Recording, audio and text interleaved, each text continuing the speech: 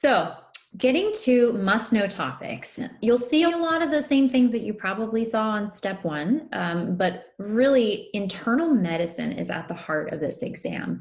I often tell my students that, your internal medicine shelves are a great representation of what you're going to encounter. I think your surgery Mhm. shelves are a great representation of what you'll encounter. You may have already experienced this with surgery, that it feels like a medicine shelf Absolutely. exam in some ways. So internal medicine, you really, we say everything, and obviously we know that's impossible, but really, as much as you can, take to heart that this is an internal medicine exam, obviously with some exceptions, but heart failure is their favorite topic, COPD, pneumonia, how to deal with sepsis, different types of shock, those dreaded up arrow, down arrow questions, where they have the tables, the different columns and rows, Definitely. those will make an appearance. ACS, or acute coronary syndrome, how do you work up this patient? What kind of medications do you want to start them on? What interventions do they need? The thyroid questions, oh my gosh, the parathyroid questions, the adrenal questions, it never ends with endocrine. Electrolyte abnormalities, how do you recognize them? Which may be a little bit different from step one. It's a lot of, can you see this EKG? Do you recognize the changes that are occurring on the EKG? What do you want to do to treat that? Surgery will certainly be encompassing the basics of trauma. How do you work up trauma? What's the most likely diagnosis? You have someone who comes in with a motor vehicle accident. What are the kind of big five things that you need to worry about, and what evidence supports that? A lot of liver, gallbladder, all that dreaded biliary system emergencies, surgical emergencies, telling the difference, among all of those will definitely make an appearance.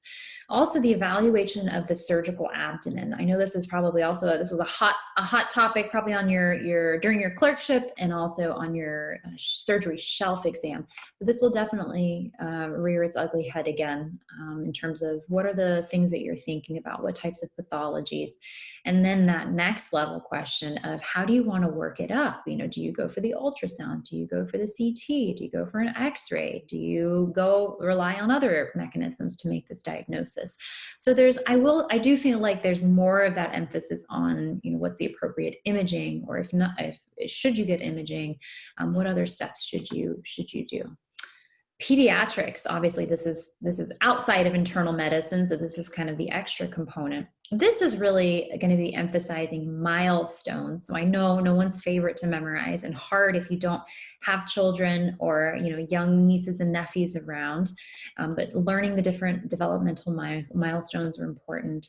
The rashes and infectious disease will certainly be on your exam. So this is a great opportunity to review your sketchy micro, or a resource of choice for your rashes. Congenital anomalies. I do think there's less of an emphasis on, the really intricate pathophysiology of these congenital anomalies, what genetic defect they are that causes them. But it's important in this situation, when they're asking about congenital anomalies, they'll often want to know, what is this? What are the sequelae of this? What are you worried about? Is it pulmonary hypertension that you're worried about? What would you do to help with that? What kind of maneuvers are going to provoke it and make the symptoms worse? What will relieve them? So thinking kind of, again, that next level step of not just what caused the anomaly, but how do you manage it and what does it look like?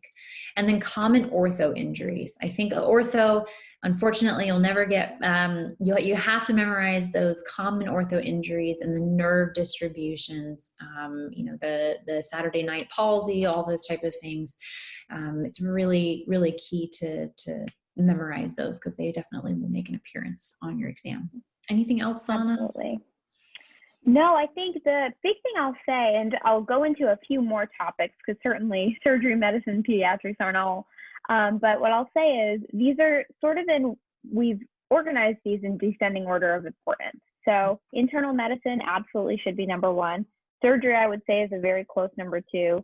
Peds is pretty particular because it's just such a different world compared to the rest of medicine. It's almost like a different species. So really just making sure that sort of these are generally the distribution that we're expecting. And so some of the other ones that go along with this, OBGYN is another big one that's almost a world of its own. And I would argue that OB, psych, and peds are all sort of very discrete from what feels like studying for medicine and surgery are like. So OBGYN, of course, there's the obstetrics component and there's the gynecologic component. So obstetrics know about the stages of labor, obstetric emergencies, some of the complications that can happen during pregnancy, so preeclampsia, other gestational diabetes, thyroid, endocrine issues.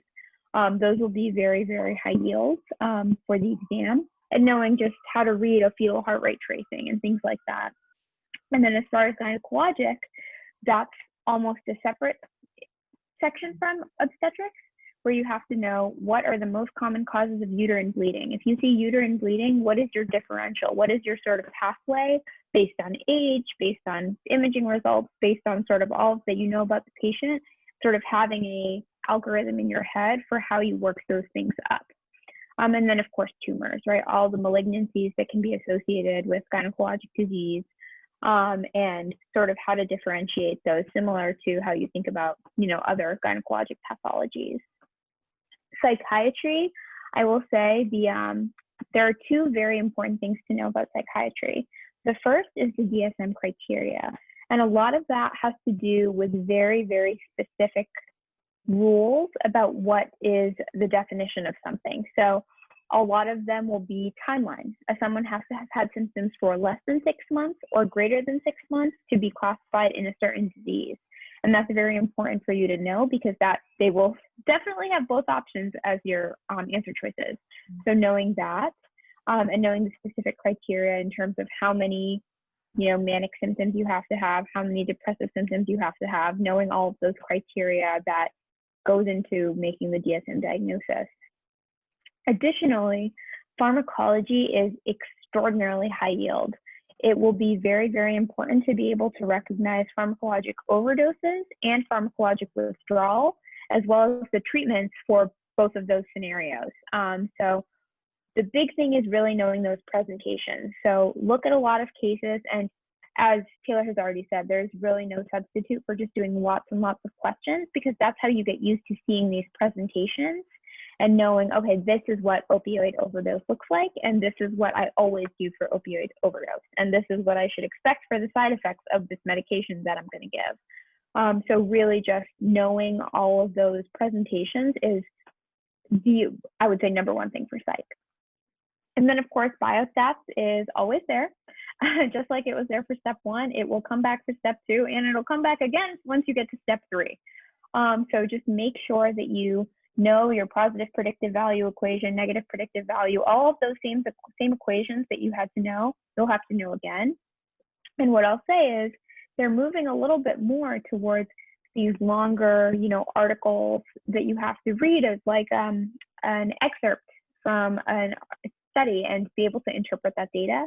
So making sure you practice, and I always tell my students, these are free points if you just spend a little bit of time on them. These are questions that you absolutely should be able to get right. You just have to make sure you spend the time beforehand. And if you do, they're free points. So don't ignore it. It's very easy to forget about it, but just make sure you spend the time. Anything else on that, Taylor? No, I think that's a great point. It mentions on here sort of issues with minors or disagreeing family members, kind of that ethics component.